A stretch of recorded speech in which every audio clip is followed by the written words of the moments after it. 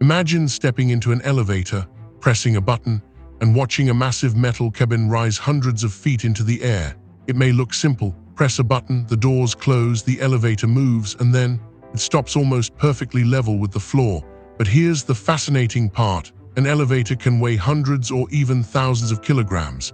It can travel at high speed, and yet when it reaches your floor, it can slow down smoothly, stop at exactly the right position, and open its doors as if nothing complicated just happened. So how does it know exactly where to stop? And what happens if something goes wrong? The answer involves motors, cables, counterweights, sensors, brakes, computers, and multiple safety systems working together. Let's start with the most important part, the movement system. In a traditional traction elevator, the cabin is connected to strong steel ropes. Those ropes pass over a large rotating wheel called a sheave. On the other side of the system is a counterweight. When the elevator motor rotates the sheave, the ropes move, and the elevator cabin travels up or down. But why does an elevator need a counterweight? Because moving a heavy cabin directly would require a huge amount of energy. The counterweight balances much of the elevator's weight. Think of it like a giant mechanical balancing system. When the cabin moves upward, the counterweight moves downward. When the cabin moves downward, the counterweight moves upward. This reduces the amount of work the motor has to perform, and it also allows the elevator to accelerate and decelerate more efficiently. But the motor still has an enormous responsibility. It has to move the elevator smoothly. Too much acceleration, and passengers would feel a sudden jerk. Too little, and the elevator would take too long to reach the desired floor. So modern elevator controllers carefully regulate the motor's speed. The elevator doesn't simply go from 0 to maximum speed. Instead, it accelerates gradually, travels at its normal operating speed, and then begins slowing down before reaching the destination. This final stage is where precision becomes extremely important. Imagine an elevator traveling several meters per second. If the system waited until the cabin was directly in front of the floor, it would already be too late to stop smoothly. So the elevator begins slowing down before it reaches the target. But how does it know where it is? Sensors. Modern elevators use position information from several systems. The controller can determine the elevator's location inside the shaft. It can monitor movement, speed, direction, and the position of the cabin relative to the floors as the elevator approaches its destination. The controller reduces the motor speed. The cabin enters a slower positioning phase, and the system makes tiny corrections. The goal is to bring the elevator platform almost exactly level with the floor. This is called leveling. And it's more important than it may seem. If an elevator stopped several centimeters above or below the floor, passengers could trip when entering or leaving. For people using wheelchairs, shopping carts, or heavy equipment, even a small difference can become a serious problem. So the elevator continuously works toward a precise stopping position. But stopping the elevator is only part of the challenge. Once the cabin reaches the floor, it has to remain there. That's where the braking system becomes critical. The elevator motor can control movement, but mechanical brakes provide an important layer of protection. When the elevator needs to stop, the drive system reduces movement. Then the brakes can hold the elevator securely. If electrical power is removed, the brake system is designed to engage rather than simply allowing the elevator to fall freely. This is one of the key principles of elevator safety. The system is designed so that a loss of power doesn't automatically mean uncontrolled movement. But what if the elevator's main equipment experiences a serious failure? Modern elevators contain multiple safety mechanisms. One of the most famous is the elevator safety brake system.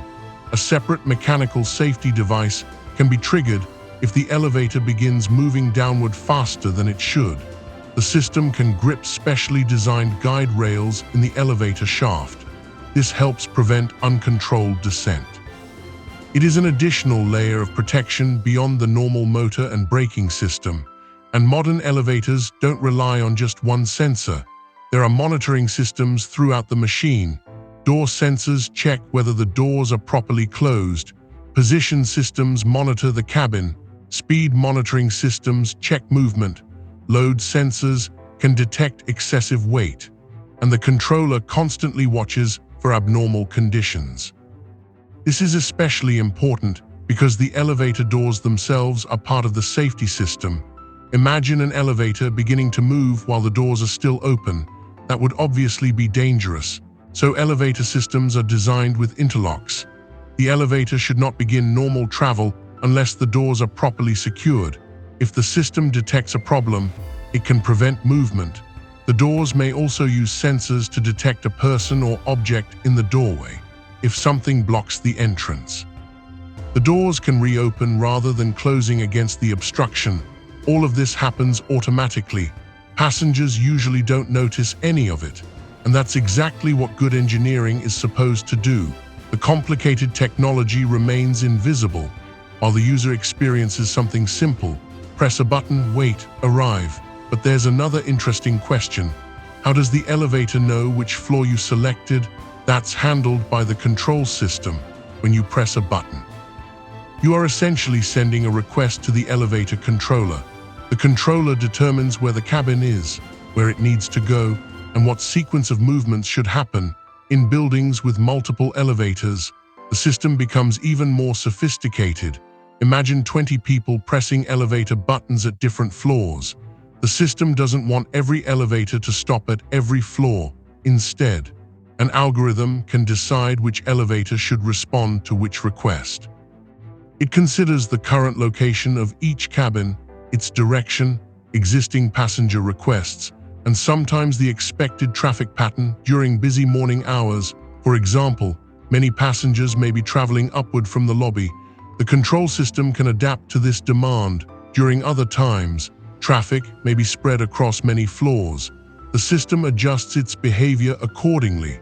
This is where elevators start looking less like simple machines and more like intelligent transportation systems inside buildings. And the engineering doesn't stop there. Modern elevators also have systems for emergencies.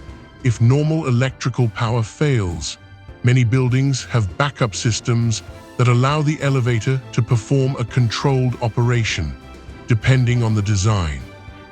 Elevator may move to a safe floor, open its doors, and allow passengers to exit. Emergency lighting and communication systems can also help passengers. Some elevators include emergency phones or communication systems that connect to building staff. The goal is to make sure that even when something unexpected happens, there is a controlled response. Now think about the amount of engineering required for all of this. A cabin weighing hundreds of kilograms, steel ropes carrying enormous loads.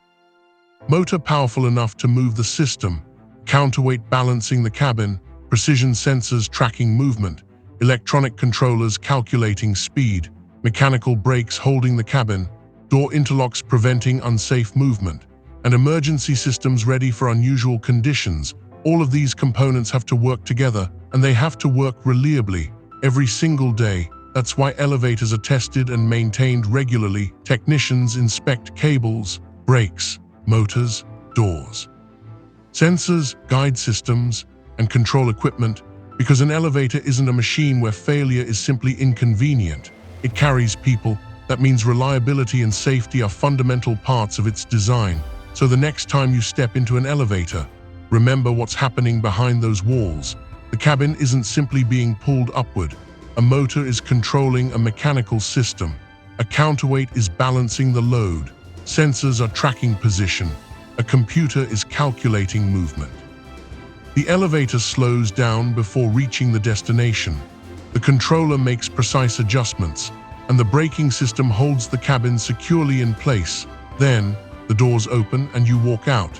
The entire process may take less than a minute, but behind that simple experience is a carefully engineered system designed around one goal: move people vertically, quickly, smoothly, and safely. That's the hidden engineering inside every elevator ride. And once you understand how much technology is working behind the scenes, a simple trip to the next floor doesn't look quite so simple anymore.